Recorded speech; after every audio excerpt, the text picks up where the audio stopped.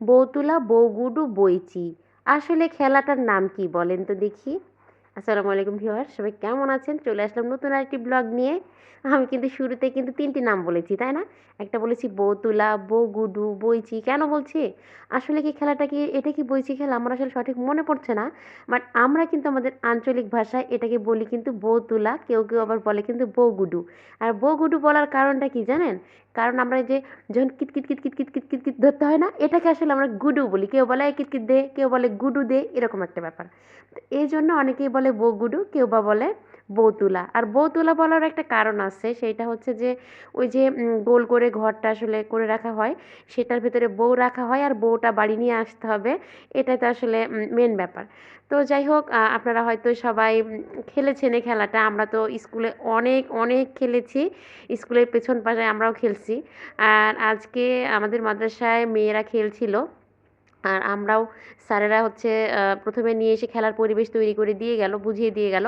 আর পরবর্তীতে আমি মেয়েদের দেখাশোনার জন্য একটু ছিলাম ওই জায়গায়, যেন পরিবেশটা যেন ঠিকঠাক থাকে।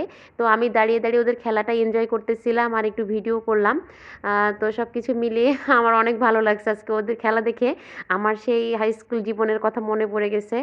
আর আমার এই ভিডিওটি দেখার পরে যারা স্কুল লাইফে বা এমনিতেই, স্কুলে না, অনেকে তো আসলে আমরা বাড়িতেও খেলেছি খেলাগুলো, শুধু স্কুলে খেলেছি এরকম কিন্তু না।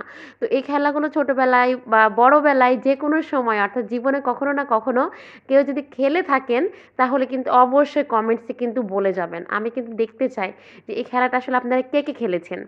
আর আরেকটি ব্যাপার হচ্ছে, আমরা যখন প্রাইমারি স্কুলে পড়তাম তখন তো ছেলে মেয়ে একসাথে খেলতাম, পরে হাই স্কুলে ওঠার পরে আসলে ছেলেদের আলাদা মেয়েদের আলাদা এই ব্যাপারগুলো আসলে চলে আসে, কারণ তখন সবাই একটু বড় হয়ে যায়। তো আমরা প্রাইমারি স্কুলে যখন পড়তাম তখন ছেলে মেয়ে সবাই মিলে কিন্তু একসাথেই কিন্তু খেলছি। তো যাই হোক, সব কিছু মিলিয়ে আমার এই ব্লগটি আজকে আমার নিজের কাছে অনেক বেশি ভালো লেগেছে। আর ভিডিওটি আসলে খুব বেশি বড় হয়ে যাবে জন্য না আমি ওইভাবে হচ্ছে বেশি ভিডিও করি নাই। অল্প কিছু সময় একটু ভিডিওটা করছি। আর সবথেকে বড় কথা হচ্ছে এই খেলার ভিডিওগুলা বিশেষ করে যদি স্পিড বাড়িয়ে দেয়া যায়, তাহলে খুব বেশি একটা কিন্তু ভালো লাগে না। কেমন যেন হয়ে যায়। এইজন্য আমি স্পিডটা আসলে বাড়িয়ে দিইনি। জাস্ট কিছু ছোট ক্লিপ নিয়েছি। আর এরই ফাঁকে আমি বিভিন্ন ইয়েগুলো আমার মেয়েদের সাথে একটু কথা বলতেছিলাম। আর এই ক্লিপগুলো জাস্ট আমি একটু অ্যাড করে জাস্ট একটা ভিডিও করার চেষ্টা করেছি। এবং এখানে খেলা দেখাচ্ছি বিষয়টা কিন্তু এইরকম না। এখানে ব্যাপার হচ্ছে যে স্মৃতিচারণ করাচ্ছি এটা বলতে পারেন। আর নিজের স্মৃতিগুলো যেহেতু ভেসে উঠেছে, তাই চিন্তা করলাম যে আপনাদের স্মৃতিগুলো মনে ভাসিয়ে দিই। আর সেই চিন্তা থেকেই কিন্তু ভিডিওটা আসলে মূলত দিয়েছি।